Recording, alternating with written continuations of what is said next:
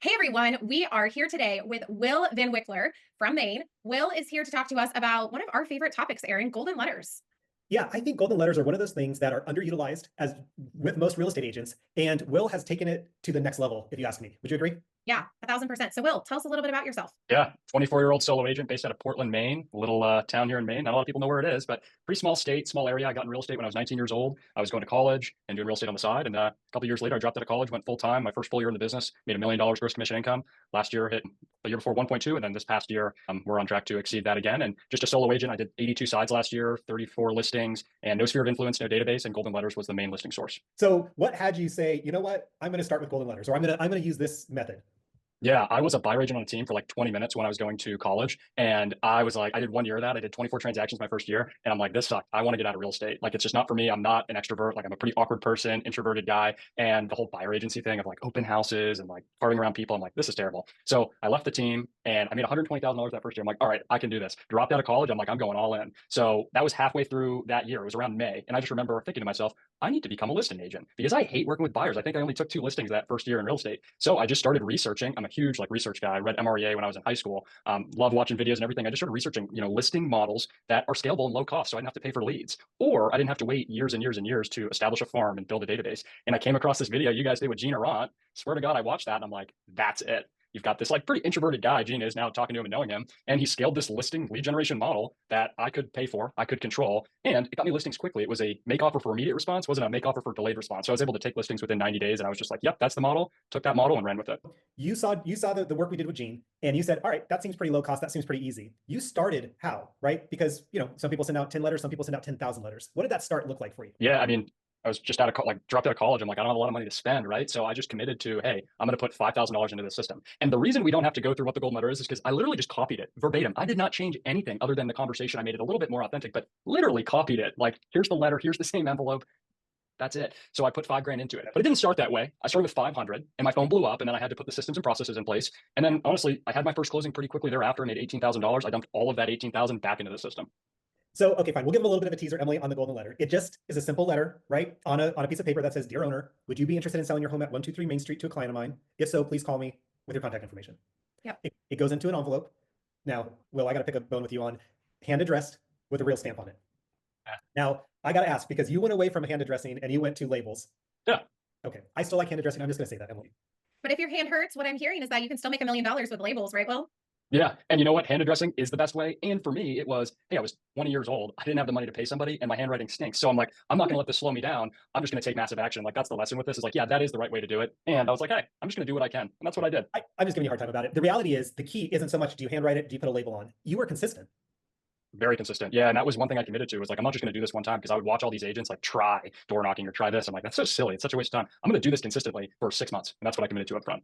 Yeah. And so month one, you sent out 500 letters. And then what did those next 6 months look like in terms of, was it 5 months consistent, or excuse me, 500 consistently for the next 6 months, right? Or when did you actually start to scale it? Yeah, so I sent the first 500 and I like couldn't even control what was happening. I was really bad at the conversation. It was like my learning period. Like, hey, I'm going to screw this up. Whatever. Learned a lot. And then consistently, what I would do is 200 to 300 per week. I found kind of my stride of I had no leverage. I was doing everything myself. This is the amount of calls and appointments I could handle, right? And then I've scaled it up to 500 to 1,000 a week now. However, that's how I started. Yeah. So the brilliance is you were consistent. You didn't just do it once and say, great, that worked, or it didn't work, I won't do it again. You consistently did it each week, each month over time, correct? And the best part about the system on the golden letters, Emily, which I know you agree, is that these are people calling you. You're not making outbound calls. You're not messing with TCPA, do not call. These are actual people who get the letter, right? Which is authentic, and they're now calling you, which creates a whole set of other problems, which we'll get to in a minute. But that's the system, correct? That's the system. And that's why it was so attractive to me is I didn't have people to call, right? It was at a time where expireds and for sale by owners weren't really prominent. We don't have a huge market. It's not a limiting belief. Like, we had 5 expireds a day, right? So Yeah. I've run out of people to call pretty quickly. So I needed people to call me. And that's why it was attractive. So as you had all these sellers calling you, which became overwhelming until you started to systematize it, you started working though on one thing to improve conversion, correct? Right? What did you practice? What did you get really good at to say, you know what? All right, I got these sellers calling me. I need to figure out some conversations. Like, what did that process look like for you? Yeah, somebody gave me the Diana Kokoska Bold like USB drive, and I would just listen to conversations when I was in the car, like obsessively over how Gene's ISA was having the conversation, these old Bold real estate conversations, and I just came up with my version of the conversation. And I memorized it, I practiced it, I wrote down all of the objections I would get in person and on the phone, and I literally just practiced the objections because I knew I looked pretty young still to this day. I looked really young a couple of years ago. I'm like, I know I'm going to get more trouble and have lower conversion because of that. So I just need to be a beast at these conversations. So I obsessed with that 45 minutes to an hour every single day with a different conversation partner until I tell people it's like I had some swagger. Like I knew exactly what to say. I had the confidence, and that's the biggest thing. Yeah. So step one was you picked a method and you were consistent with it. Yep. That was step one. Step two, you mastered the necessary conversations to be able to win with the sellers, not just in the initial phone call, but of course now at the actual appointment. Yep. And then step three for you was really systematizing it, correct? Exactly. That was the last step and the most important. Yeah. What did that look like? Because like I said, not everybody has to scale it to the extent that you have, but share with people what that looks like. Yeah, and it's pretty simple because I'm still a solo agent to this day. I don't have a huge operations team. The first step was getting the calls off of my cell phone onto a call service. That was the biggest thing. And then from there, it was really automating and leveraging out the letter work itself. Now I have internal trackers and I have a virtual assistant that helps me with all these things, but it was really, hey, we need a call system. And then second, we need to have Will stop doing this. Yeah, I love that. And like I said, I mean, you've taken it to a high level. Gene, of course, right, who we work with, has taken it to a high level. Yet not every agent needs to do that. Would you agree, Emily? I mean, Yeah. right, some agents are happy just sending out 100 a week, 100 a week consistently, and that gives them enough to say, you know what, I'm servicing my clients, I'm servicing my business. This is enough. I don't need to go to 5,000. I'm good at 500. That's right. I just had a client send out 200 letters last week. 4 sellers responded. I mean, it works, right? So whether you're introverted and you're like, I want sellers to call me like Will, and you want to scale it big, make $1 million in real estate, that's possible. If you want to do it on a smaller scale just to get buyer needs, sellers, you can do that too. The key is consistency. Yeah, one of the biggest pitfalls that we see out there with agents is they say, well, who would I send them to? I don't have any reason to send out these letters. Will, what would you say to that? Oh, that is my favorite. It just gets me excited. I was just so, I tell people, young and dumb, where I just took this model and I just ran with it. I was fearless. So I didn't have to worry about these limiting beliefs and these thoughts in my head that so many agents, it gets in the way of them taking action. Of like, do I really have a buyer? It's, hey, I'm in a market center with 500 agents. How many active brokerage agreements are out there, right? Thousands of buyers out there. I need to bring inventory to the market to service these buyers and be a fiduciary to the seller. So I know I can find the buyers. I just need to get the listings so I can service my client at a high level and also do a service to the real estate market as a whole and bring buyers to those properties. So it was very simple for me to overcome. However, I find a lot of agents get very caught up in the whole buyer conversation. Yeah, one of the things Emily and I train to all the time is, how come you're not the buyer? At the Yeah. end of the day, right? We have a Which front I seat. am. Yeah, well, every property we walk into, the question is, should I buy it? And so, but I love what you said in terms of using that brokerage also as, I've got to bring inventory for all these signed buyer reps that we have in this brokerage. I'm going to go be a good Samaritan and do my job to go find these buyers some inventory. I love that. That's a great Yeah. fit on it. What would you say is the biggest conversation that needs to get mastered in that initial, because at the end of the day, we are sending a letter saying, hey, would you be interested in selling your home to a buyer of mine or to a buyer of ours, right? Whatever that looks like. Agents get caught up in the, well, what if, I don't have that buyer, my buyer doesn't want to buy it. How do you make that transition from sell it to my buyer to, you should list the house? Yeah, it's so simple. It's a very simple call framework. The person who calls about the letter, they leave a voicemail. I call them back. I say, hey, Aaron, it's Will Van Wickler, returning your call. Thanks so much for leaving a message. Typically, I let them talk. It's an awkward silence. So they approach me. And then I know the objection that I need to handle because sometimes it's, hey, we got your letter. We need to sell our house. When can you come over? Right. So I don't want to go down the wrong path Yeah. if it's a come list me. Sometimes it's, hey, take me off your list. And then a lot of times it's, hey, we got your letter. We're curious what you're saying. And it's simple. Aaron, I'm working with 15 different buyer families right now. We've seen everything that's out on the market. And as you know, there's really not much out there. So instead of sitting and waiting, I'm reaching out to sellers like yourself in areas our clients want to be and seeing if they're interested in having a conversation about the sale of their home. Is that something you've thought of?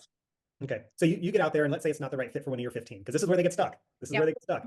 Here's what I say, right? So, Aaron, I'm not saying our clients have driven by our house, looked in the windows. It'd be pretty creepy if they did that, right? However, what I'm saying is we have clients that are actively looking in the market and your home generally fits what they're looking for. It's in the right area. So what I would propose is I can come by, I can do some due diligence for the clients we're working with. And at the same time, I can give you a real-time market number that the algorithms can't even keep up with. And that way, you know exactly where you stand so you can make the best decision for your family. So would 3 o'clock today work or 4 o'clock tomorrow?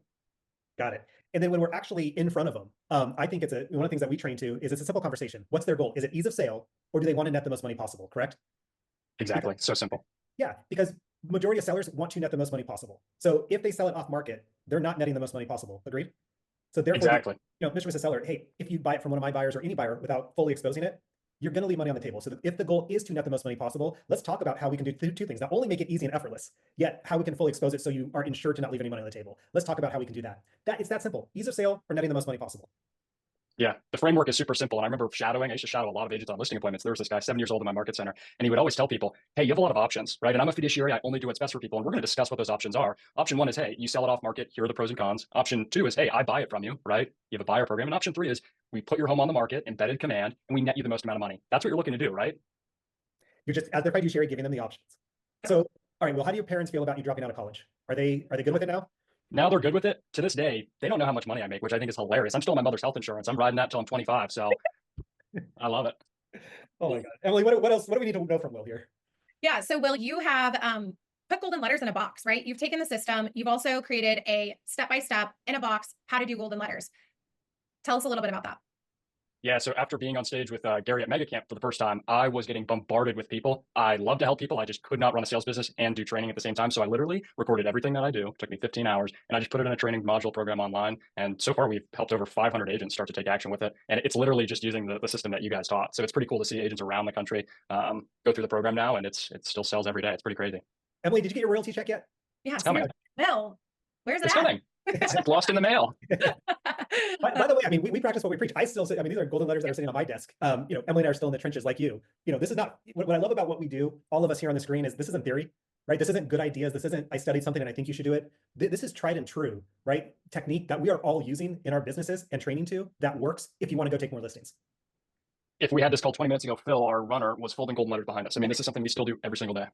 Yeah. I'll say this. It's number one, if someone did want to take this on, if they just spent 30 minutes a day, and Emily, I've done the math, and again, I do it. 30 minutes a day is 25 letters if you do it yourself, right? That's 125 a week, 500 a month, 30 minutes a day. The cost, now I know postage has gone up, and who knows if we'll still have a post office here. We'll see what happens. But I've been thinking about this. We're going to be doing the door hanger if the post office goes by the wayside.